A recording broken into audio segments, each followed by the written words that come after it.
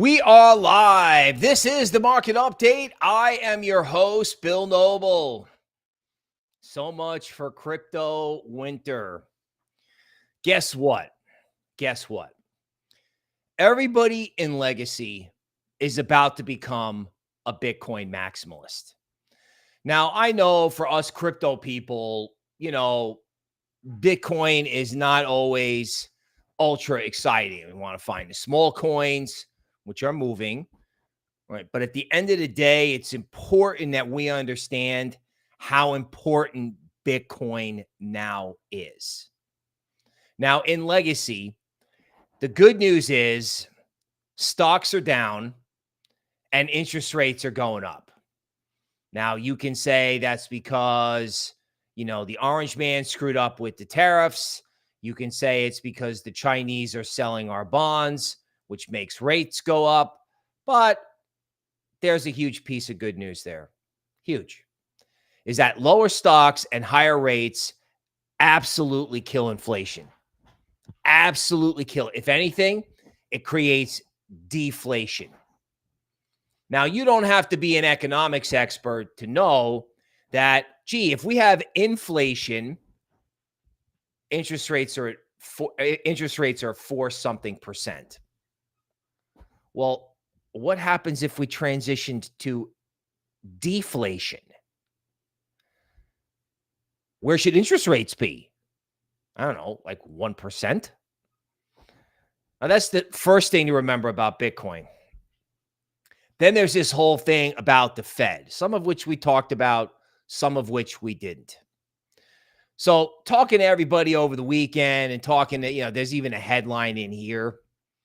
Everybody's like, well, he can't fire Jerome Powell because the Fed's got to be independent. And, we would be a third world republic where the dictator fires the Federal Reserve chairman who's violently fighting inflation in favor of lower rates, and it completely undermines our credibility. Okay. Well, let's put it this way, folks. When you spend $1 trillion every 5 months for 4 years, okay, that's where your credibility went. So let's start with that. Then when it comes to the Fed, here's kind of the joke, right? You ever hear all this and the Fed, like, let's get rid of the IRS. Let's get rid of the Fed. Let's get rid of these guys. We don't like them. We don't like them. We don't like them. And then everyone's into that. And then somebody goes, well, let's fire Powell. And everyone's like, whoa. We can't do that. And actually, you know what, folks? Yeah, we can. Yeah, we can. Right? Because Powell has screwed up so badly that he alone and his behavior, which is basically tightening too late, letting inflation happen to begin with, continuing to print while inflation was starting, tightening too late, and then being focused on inflation now after a 20% market decline. In other words, let's think about this for just a second. The first round of rate cuts were when the S&P was at its all-time high. So S&P at its all-time high, with the Atlanta Fed assuming GDP growth would be 3%. So stocks at the all-time high, expecting robust economic growth. Let's cut rates. Now, stocks down 20%. All lending and loan markets are non-functional, okay? And you have interest rates rising when they should be falling. But we're not cutting rates.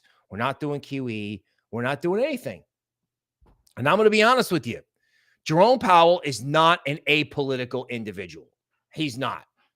Because if he was, he'd be rushing in to go, okay, well, you boys screwed up. Here's my opinion on tariffs, and we're not going to let the financial system come unglued. Like, that statement is like 5 to 6 days overdue. And the fact that he's not making it means he should just go. He should just go. Now, you're wondering, what does this have to do with crypto? Well, it's because it's a circus, right? Powell should go, but won't. Powell may not be on the side of the American people, meaning he could be a deep state actor. I mean, Klaus Schwab quit today. So should Powell. Okay. But the fact of the matter is he hasn't quit. So we have an un-American Fed chairman, and we have a president and a Treasury secretary who have had a tariff situation basically blow up in their face in a way, but in a way not. So why is everyone in legacy a Bitcoin maximalist? Well, because it's the only way to vent the pressure in the system. Yeah, equities can go lower. Yeah, bonds can go lower. I mean, we have big Ivy League and college endowments have to market sell today. But the only answer is Bitcoin. And big macro hedge funds have lost so much money that they may realize the only trade out there is Bitcoin. In other words, all these problems that I just rattled off, some of them you may understand, like the Fed chairman is screwed up, or that, they've done things with tariffs that have resulted in interest rates going up, and our debt crazy history is coming back to haunt us. Not unreasonable. But folks, that's all about Bitcoin. That's Bitcoin as the winner. And you could wake up one day, if you have excessive volatility in legacy, particularly if they allow legacy markets to kind of like lock up, freeze, and not function like in 2008. You can have big players like the Ray Dalios and these big hedge funds that have lost so much money start panic buying Bitcoin. Said differently, we have actually reached a point where people aren't going to care what they pay for Bitcoin. You know how we're always like, ooh, it's 84, it's 85. Ooh, I have supported 72. That's the worst case scenario, blah, blah, blah. That's what we're doing because crypto has been forced into like a day trading environment because there's nothing else to do. Right? But the fact of the matter is, we're getting to the point where people are going to start saying, yeah, these guys who are talking about 250, 750 and $1 million Bitcoin, yeah, they actually have a point now, right? That was all theoretical before. It's not theoretical anymore. Stocks down, bonds down, dollar down. And that may not stop. That may not stop, right? Like we've talked about getting the dollar rolling to the downside, right? We don't know we never knew what the catalyst was. So if it's the Jerome Powell circus, well, great. Dollar's going lower. Gold is up only, right? And there can be problems in the gold market, but these things can only go on for so long before there's some kind of an event. Now, what event is there in legacy? I don't know. You can read 16 news articles and try to guess what the event is in legacy. Or in crypto, you can focus on two things. One, Bitcoin at 80 something is ridiculously cheap. I mean, we're only like 15% away from Michael Saylor's average price. In my opinion, it's not going down there. It's not, right? Because you got so many people in legacy who are beginning to understand what Bitcoin's really all about. Then you have the AI cryptos, right? Fetch and Tau. Fartcoin was rallying. Render had a nice pop. In other words, people are also starting to figure out that there's really no other way to trade AI except through crypto, because you're not trading it through equities. You can trade it through crypto. And honestly, I could see a situation where somebody also comes out and says, these are the reasons why we wanted to do tokenized assets. And if Ohm turned out to be a scam, well, then that leaves the whole world operating pretty much on either Ondo or ETH. And then you have like the Maples and the Pendles for lending. But the concentration of rallies that can happen in things like RWA, AI, and then moving over into Bitcoin. Let me just tell you something. That's a crypto rally that kicks butt. And retail has left. Like, let me tell you, I know retail has left. Everybody last week bought this Coinbase research story that it was crypto winter and it was all over. Everyone bought that last week. And that is, in my opinion, that could not be more wrong. All right, we'll go through the charts, but that's like your Monday morning monologue. Okay. So we have Yav, Miguel, what's going on? Yao, Vince, right? Yao Lopez coming in from Portugal. Taz Pinball, what's up? Happy Easter. You know, we did get the holiday surprise, but given that it's crypto winter, the holiday surprise was up 2%. I'll take it. Market looks kind of hopeful. I don't know. Yeah, dude, it does. It does. Yeah, you're going to still have volatility. And, you know, you still may have to wait for that Bitcoin conference to get the big move. Bitcoin's not going back down. It's not. And the rising tide is lifting all boats. SG, Warmon, what's up? Railroaded, me, Tooth, good morning, right? Thank you. I am honest. Yes. One day I want to be honest and famous. It's tough to do both, right? I think Brian's the only one that's pulled that off. Malik, Thomas, the Martinezes, welcome. DH, blown ideas. YJ, new faces, new names. Okay. News, let's go. Okay. So, this evil individual. I mean, he doesn't want you to just eat bugs. I think he would prefer if you were not on this earth. That's how bad this guy is.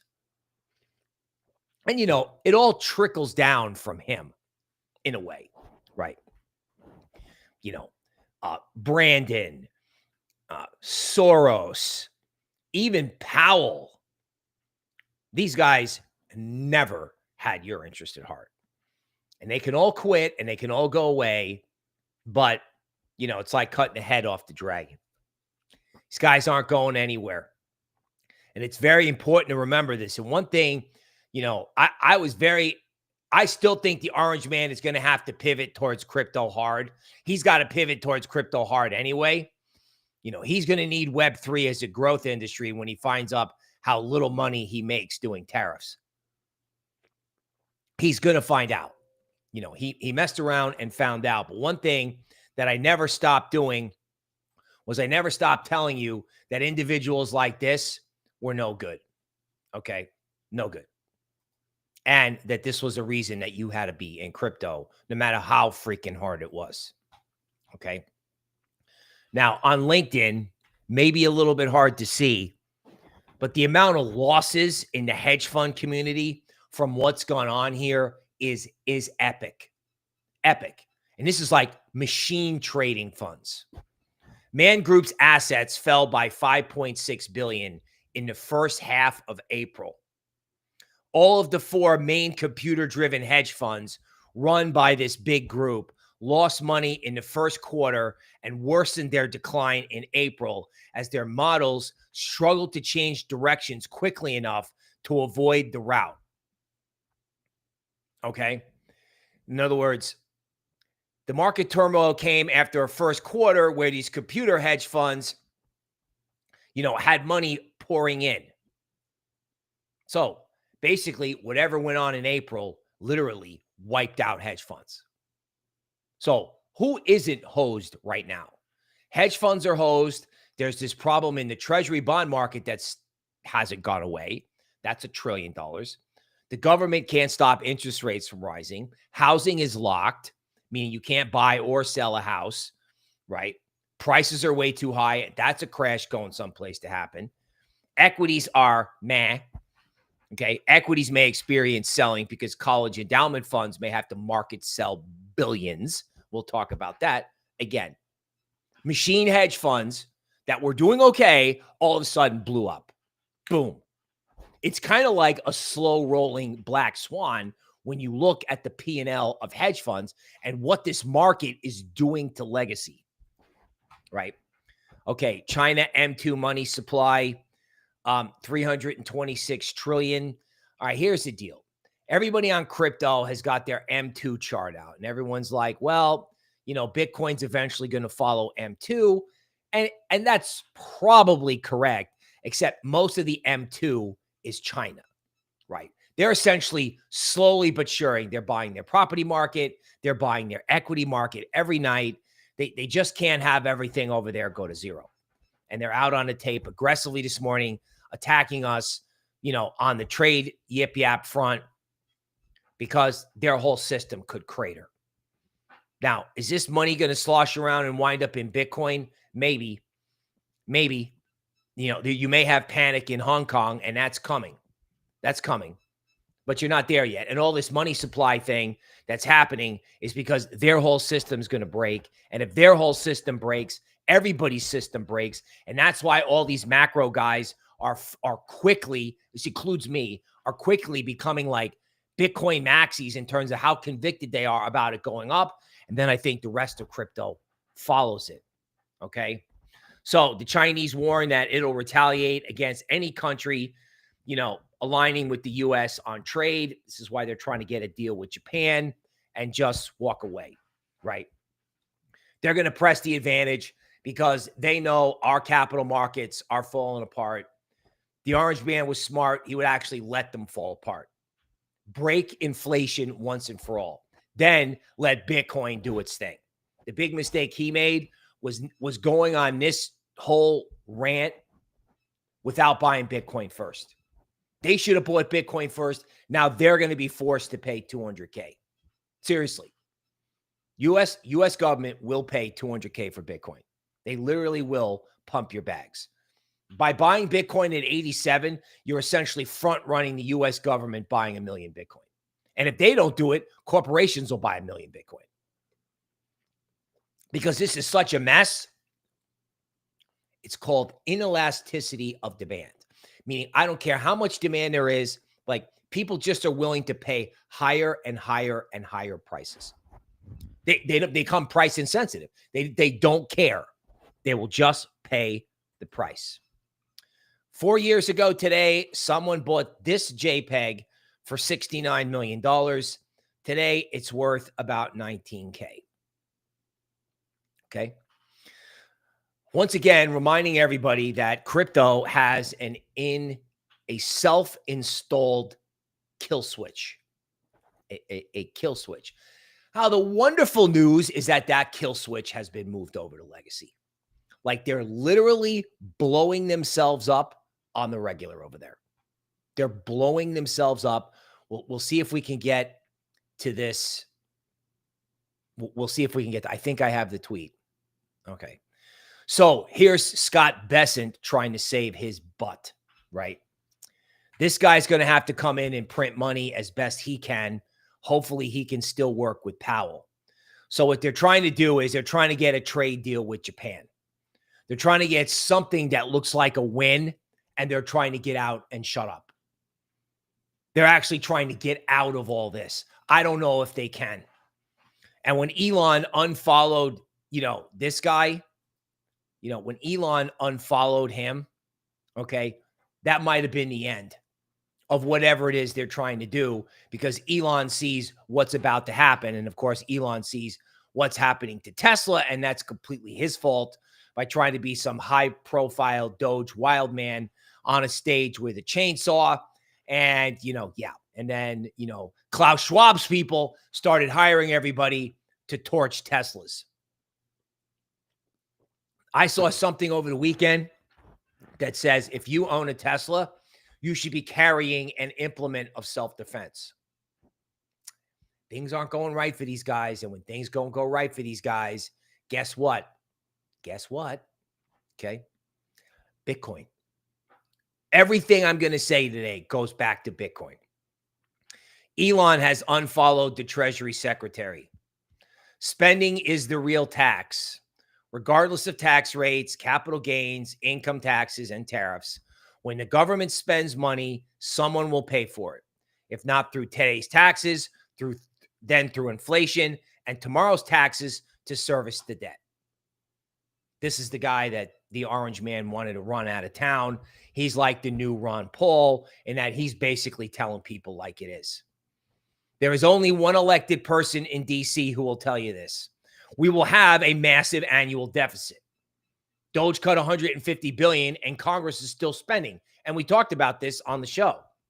We are losing the ability to control interest rates. Yeah, homie. Yeah, right. In other words, the market is just going, okay, we're done with this. You guys want to spend $1 trillion every 5 months and then wreck the Chinese system and have them retaliating against yours? Everyone loses. Tax cuts without serious spending cuts will damage the country by creating unsustainable debt, which is a nice way of saying he's not doing any tax cuts at all. He can't do it. And he can do it, but you're going to wreck the dollar and the bond market in the process. It's that simple, right? So what's changed? Nothing, except that people have figured out that you got to do Bitcoin. You absolutely have to do Bitcoin. Now, here's a little contrarian theory. France says President Trump would put the credibility of the US dollar on the line if he fired Jerome Powell. Okay, so whatever the French say, you immediately turn around and do the opposite. You immediately turn around and do the opposite, right? These guys don't really understand. Tech futures down, dollar down, gold new all-time high, Bitcoin breaking out and decoupling. Realize where we are. Realize where we are. Barry Silbert, Digital Currency Group, said he would have made a lot more money by just holding Bitcoin from $8 back in 2011.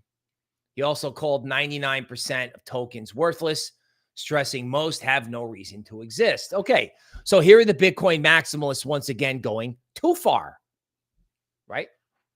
AI agents are going to get active in crypto. And yeah, you don't want to own the stuff from 2 cycles ago. No, not at all.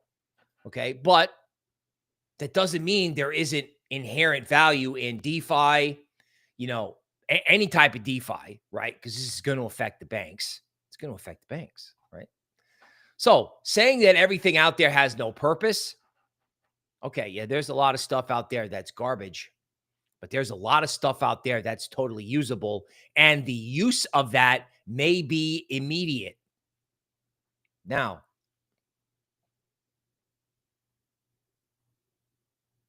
okay, legacy is now like crypto, okay? They are coming up with new ways to F themselves on a regular basis. Now, here comes the big one, which we sort of talked about, but not enough.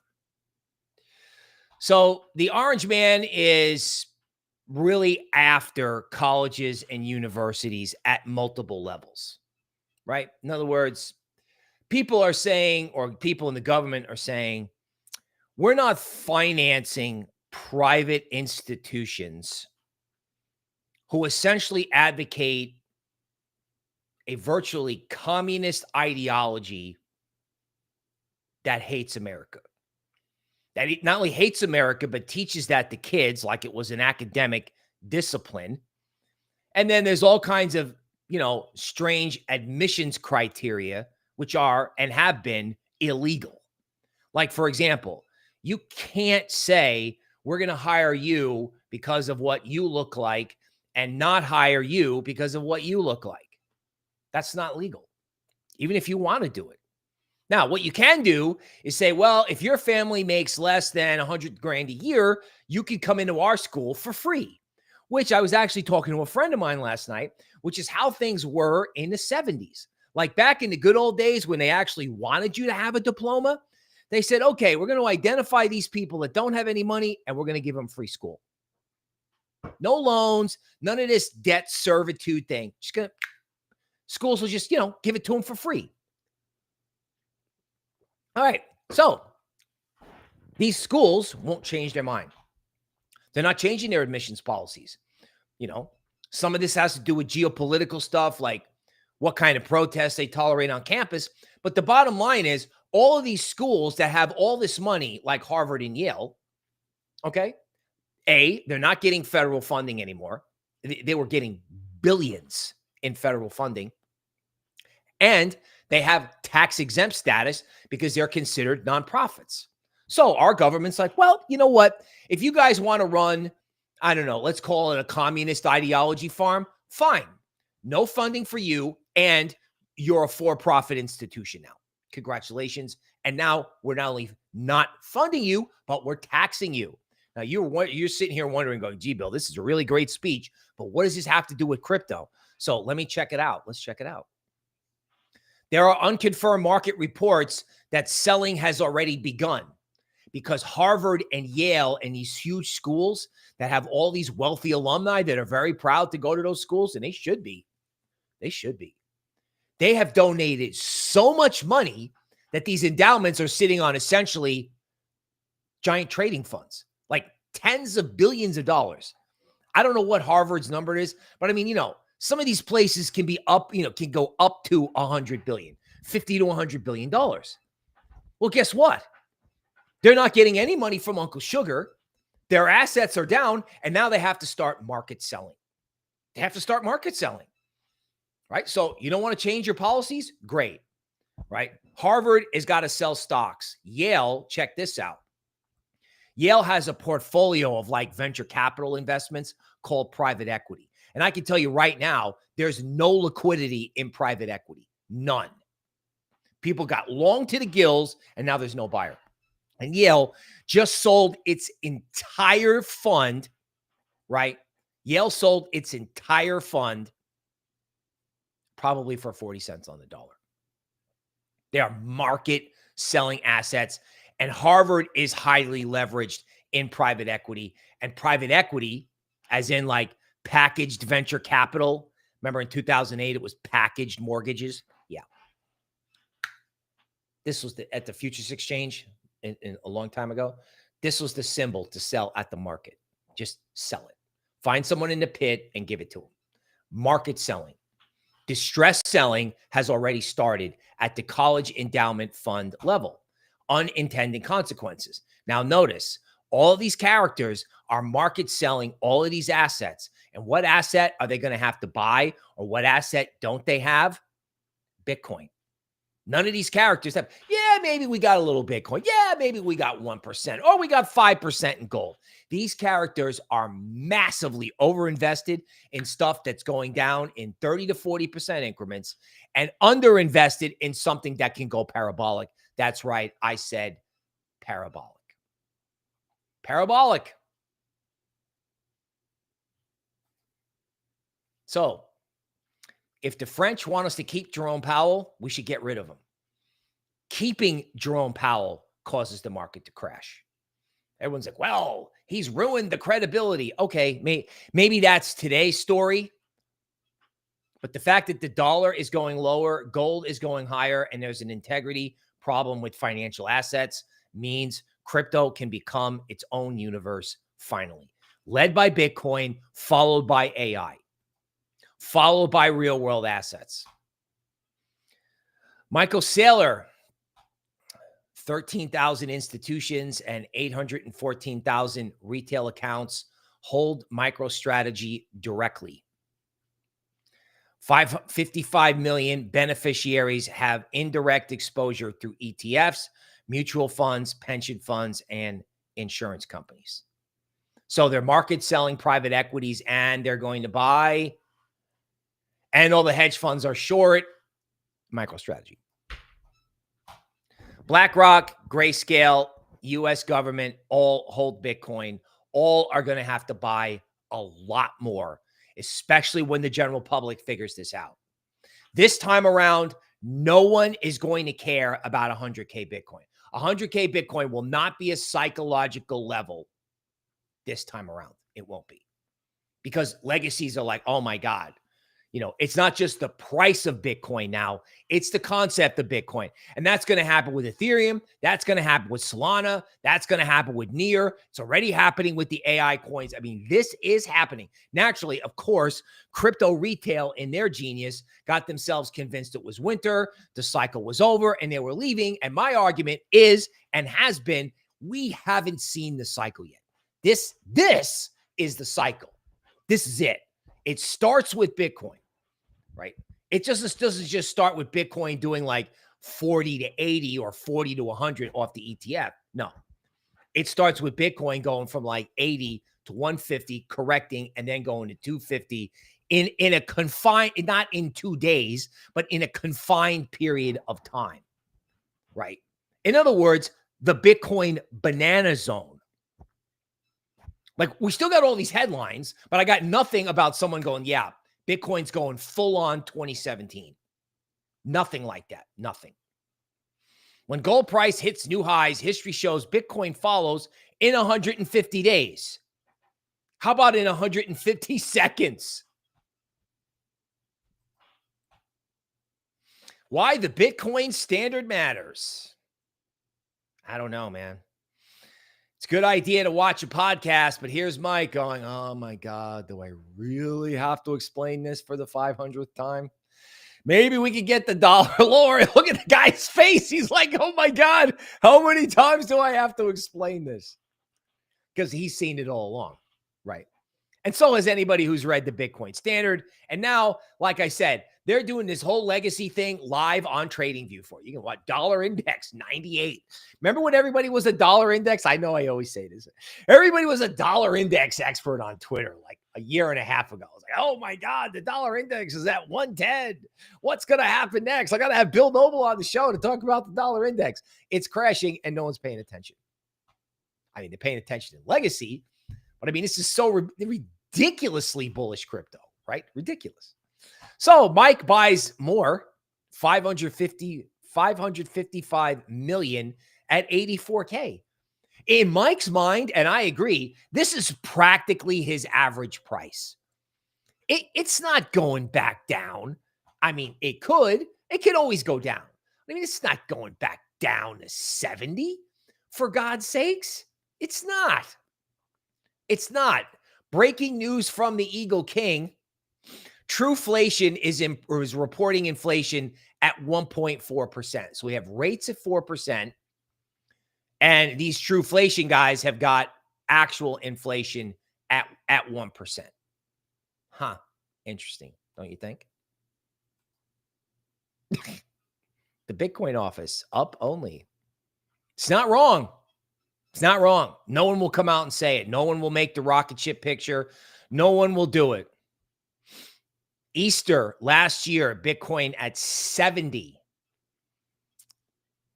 It's not that much higher. It really isn't. Right? It isn't. I mean, in 2021, Bitcoin was at 58. Okay, yeah, we're higher. It's higher now. But is it that much higher? Is 84 so historically absurd? Hardly. Hardly. I think we're going to see a race towards country adopting Bitcoin. Folks, you're not going to be issuing debt without some sort of Bitcoin backing. And that's why Bitcoin can get really out of hand on the upside. We're just waiting for the big players in equities or wherever in legacy to start market buying it. Meanwhile, again, crypto retail. I mean, I cannot emphasize this enough. Everybody has left. And if I may say so, do you have, I mean, you don't, and hopefully you don't notice, but you can't believe how hard it is to do a daily show like this when everyone has given up and left. Everyone has just packed it up. You're tuned out and people are done. And I understand it's just horrible. I get it. But folks, the dawn of the new era is right here. It is happening. And ironically, the legacy guys, I think, have a better handle on it than like crypto Twitter does.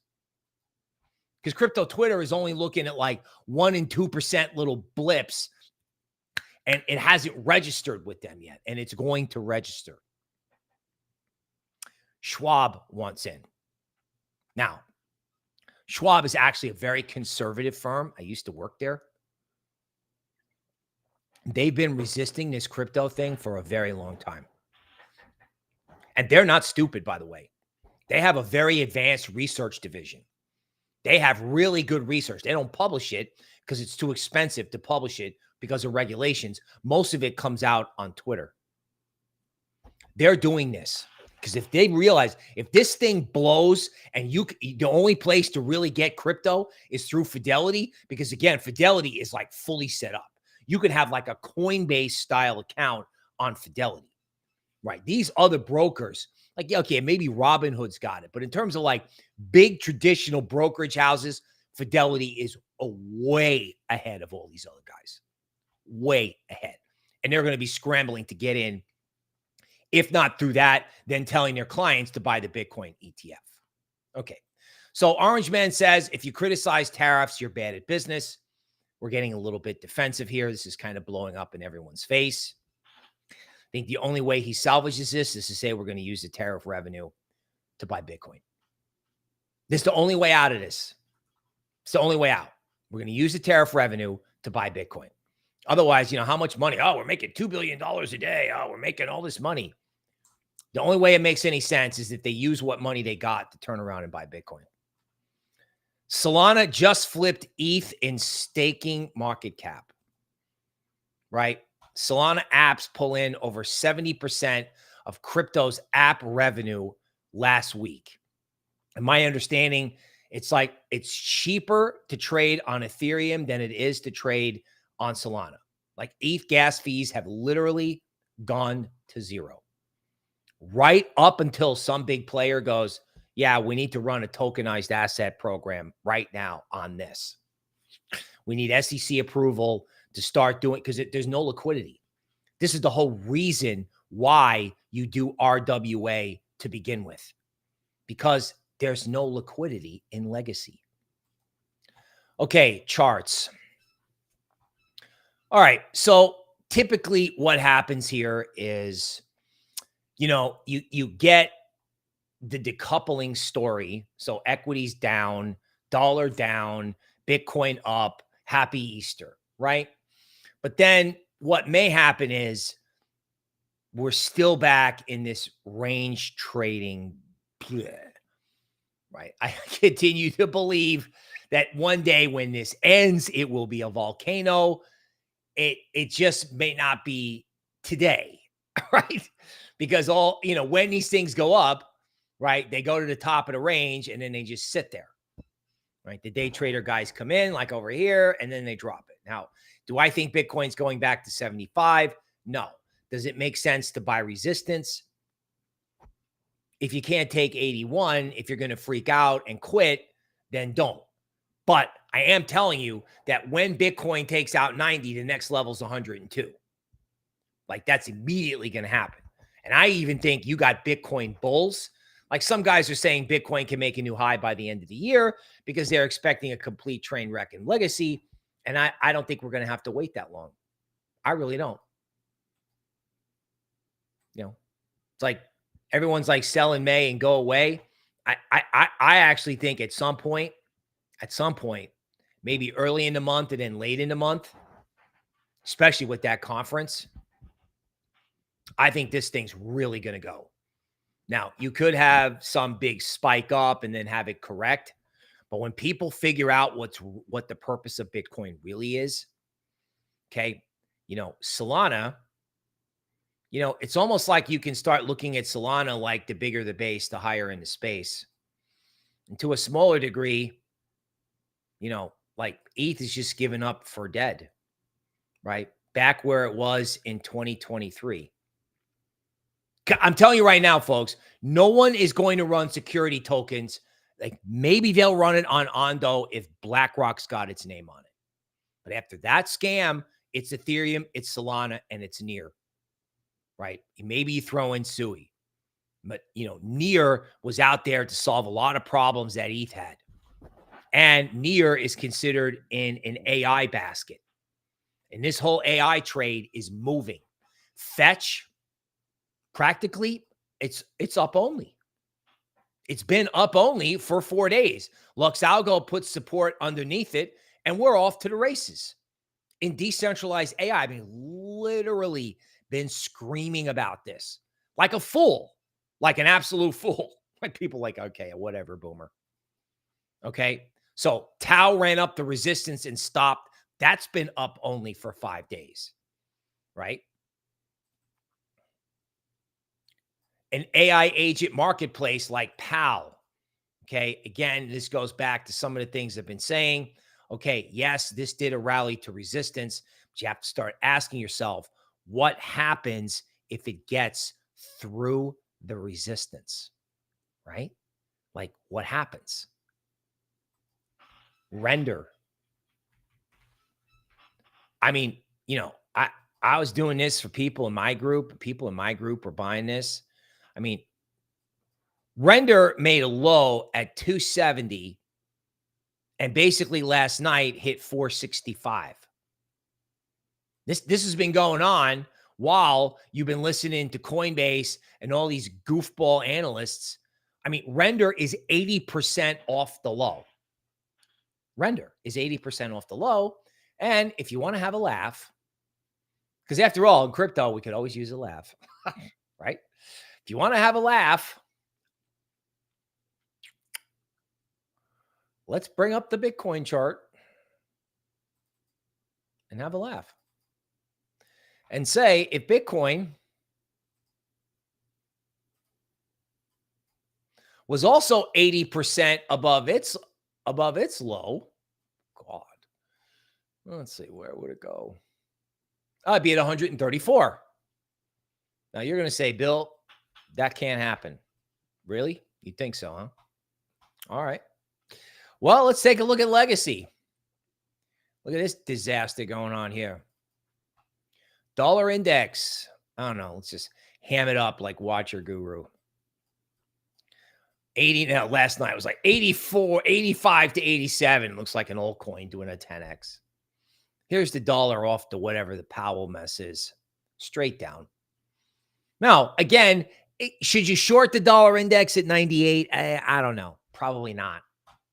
Right? They've done this trade every which way except through Bitcoin, because they're still all worried that Bitcoin is like leveraged NASDAQ and gold is getting all the attention, right? So gold still hammering into its premium zone. Now, could that continue? Maybe, yeah. It could spill over into silver. Silver's at resistance, but silver's got, if it gets above resistance, it's got room. Meanwhile, in the bond market, okay, I'm not sure what you guys find easier to understand. Maybe it's easier to look at interest rates. Okay. So this is the interest rate on the 10-year bond. It continues to go up. This is the interest rate on the 30-year long bond, kind of like the credibility index of the US that helps make the mortgage rates continuing to go up. Lovely. S&P futures. Look at this. So S&P futures, you got yourself a Lux Algo kind of formation here. And guess what? They're falling back out of it. And if you want to get crazy, I don't know that it's right to do so, but just as a reminder, S&P is at equilibrium. S&P is not at the discount zone. S&P, the discount zone is 20% below where we are right now. And frankly, the only thing that's holding up the market is the fact that tech hit its discount zone, right? Tech hit its discount zone and bounced. This is NASDAQ futures, but NASDAQ futures, say it went all the way to the bottom of the discount zone, it could go down another 10%. Now, is this great for Bitcoin and crypto? Probably not if you got, NASDAQ and S&P going down 10 or 15%. No, probably not. But what if it is? In other words, the question you got to start asking yourself is, what if the decoupling is on, right? What if decoupling was on? Okay. Yeah. Stay away from Instagram. Okay. The scams on Instagram are so bad, I left. So if you find the Crypto Noble Instagram, there should be a video on it that says this channel's closed. I had to close Instagram. That's how bad it was. I have Twitter, YouTube, and TikTok. That's it. That's it. I mean, Instagram does exist. There's a video that says it's closed. Do not interact with anything related to me on Instagram. It's that bad. So I'm glad someone brought that up. What happened to Dogecoin? I don't know, man. Let's talk about it. You know, haven't talked a lot about memes because there hasn't been a lot to talk about except for the fact that, like, somebody pays, $69 million for a JPEG and now it's worth 20,000. But then again, that's classic altcoins, right? You buy stuff and then it goes to zero. In some ways, and a lot of the market looks like this, where it's breaking out of a big kind of like, it's a bullish downward sloping wedge. This is pretty bullish. You want to talk about a guy who needs to change the subject is Elon Musk, right? He had himself quite a party being famous in Washington. And when they started marking up Teslas, and insurance companies were like, yeah, we're not insuring these cars. We're not insuring these cars. I mean, what are the insurance rates for a new Tesla in left-wing states in America? So perhaps embracing a meme coin as money. There was talk of a Doge ETF a long time ago. This is big enough to be money. It's big enough to be money. And most of these altcoins, if they actually start doing better, like if Bitcoin is the rising tide that lifts all boats, people in crypto are absolutely flat-footed. Like, I never talk about leverage. I'm always like, leverage. Okay. But if there was a dip or there was not a dip, I mean, has anyone talked about, like, say, 2x levered Bitcoin? Or has anybody talked about buying call options in the Bitcoin ETF? Has anyone talked about that? In other words, can Bitcoin go from 85 to 120 like that? Now, there may be a correction. Maybe it doesn't go, it's not up only forever, but there could be a spike like that because people in legacy are just going to have to reallocate. They got to get out of stocks. They got to get out of bonds. Corporate bonds are a mess. Dalio's right. He's short all his stuff. What happens if everyone has to reallocate all at once? People in crypto are not thinking about this. And the price action is already on the board. And I don't think anyone's paying attention, and they should be. Okay. That's the market update for today. We will see you next time.